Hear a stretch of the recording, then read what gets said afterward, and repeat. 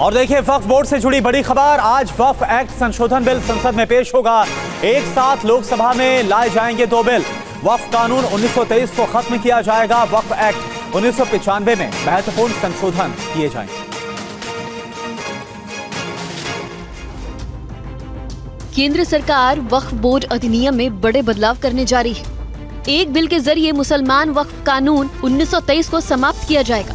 दूसरे बिल के जरिए वक्फ कानून 1995 में महत्वपूर्ण संशोधन होंगे। जानकारी के मुताबिक वक्फ कानून 1995 में 44 संशोधन हो सकते हैं। संसद के दोनों सदनों में बिल पास होने के बाद वक्फ कानून 1995 का नाम बदलकर एकीकृत वक्फ प्रबंधन, सशक्तिकरण, दक्षता और विकास अधिनियम 1995 हो जाएगा। नए अधिनियम में आगा खानी और बोहरा वक्फ को परिभाषित किया गया है। जो मुस्लिम कम से कम 5 साल से मुस्लिम धर्म का पालन कर रहा है वही अपनी संपत्ति को वक्फ कर सकेगा।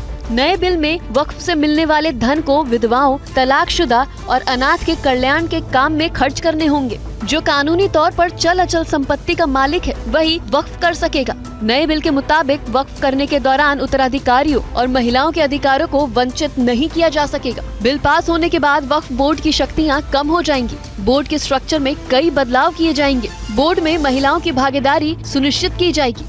अल्पसंख्यक मामलों के मंत्री वक्फ काउंसिल के चेयरपर्सन होंगे। राज्यसभा और लोकसभा में 3-3 सांसद बोर्ड के सदस्य होंगे। मुस्लिम संगठनों से 3 लोग बोर्ड में शामिल होंगे। 3 मुस्लिम स्कॉलर्स को भी शामिल किया जाएगा। हाई कोर्ट या सुप्रीम कोर्ट के 2 पूर्व जज, 1 वरिष्ठ वकील और 4 राष्ट्रीय महत्व के लोग होंगे।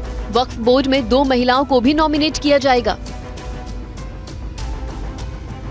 दिल्ली में महाराष्ट्र विधानसभा चुनाव को लेकर सरगर्मी नजर आई। उद्धव ठाकरे ने राहुल गांधी और मल्लिकार्जुन खड़गे से मुलाकात की। खबर है कि एनडीए उद्धव को महाराष्ट्र का चेहरा बनाने जा रहे हैं। दिल्ली की बैठक में इस बात के संकेत मिल गए हैं कि महाराष्ट्र विधानसभा चुनाव में महाविकास अघाड़ी का चेहरा कौन होगा। सीट बंटवारे को लेकर भी तस्वीर साफ नजर आ रही है और चुनाव में कांग्रेस की बड़ी भूमिका पर भी मुहर लगते दिख रही है। शिवसेना यूबीटी प्रमुख उद्धव ठाकरे ने दिल्ली में कांग्रेस अध्यक्ष मल्लिकार्जुन खड़गे और राहुल गांधी से मुलाकात की, जिसमें संजय राउत भी मौजूद थे। सूत्रों से मिली जानकारी के मुताबिक उद्धव ठाकरे एमवीए की तरफ से सीएम का चेहरा हो सकते हैं। सीट शेयरिंग को लेकर सहमति भी लगभग तय मानी जा रही है। बड़े भाई की भूमिका में कांग्रेस होगी। सबसे ज्यादा सीट पर चुनाव कांग्रेस लड़ सकती है। दूसरे नंबर पर शिवसेना यूटी और तीसरे नंबर पर एनसीपी शरद पवार को टिकट। बैठक में इस बात पर भी चर्चा हुई कि अगले 1 महीने के अंदर सीट बंटवारे का काम पूरा करने का टारगेट तय किया गया है और साझा घोषणा पत्र तैयार किया जा रहा है। मीटिंग में उद्धव ठाकरे ने इंडिया गठबंधन की बैठक बुलाने का सुझाव भी दिया है। उद्धव ठाकरे 3 दिन की दिल्ली यात्रा पर हैं। आज उनकी मुलाकात कांग्रेस की पूर्व अध्यक्ष सोनिया गांधी से होनी है। और वहीं दिल्ली में ओल्ड राजेंद्र नगर में हुए कोचिंग हादसे की जांच अब सीबीआई की तरफ से शुरू कर दी गई है। ओल्ड राजेंद्र नगर के कोचिंग सेंटर पहुंची सीबीआई की टीम। आप देखिए।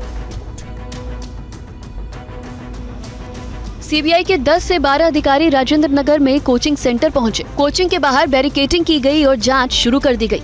सीबीआई की टीम ने कई घंटों तक कोचिंग सेंटर की बिल्डिंग और बेसमेंट में जांच कर सबूत जुटाए। आपको बता दें कि 27 जुलाई को राव कोचिंग सेंटर के बेसमेंट में पानी भरने से 3 छात्रों की डूबकर मौत हो गई थी। मामला कोर्ट में गया। हाईकोर्ट ने इस मामले में दिल्ली पुलिस और एमसीडी को जमकर फटकार भी लगाई थी। दिल्ली हाईकोर्ट ने मामले की जाँच सीबीआई को सौंप दी थी। कोर्ट के निर्देश के बाद सीबीआई ने कोचिंग हादसे में एफआईआर दर्ज की है।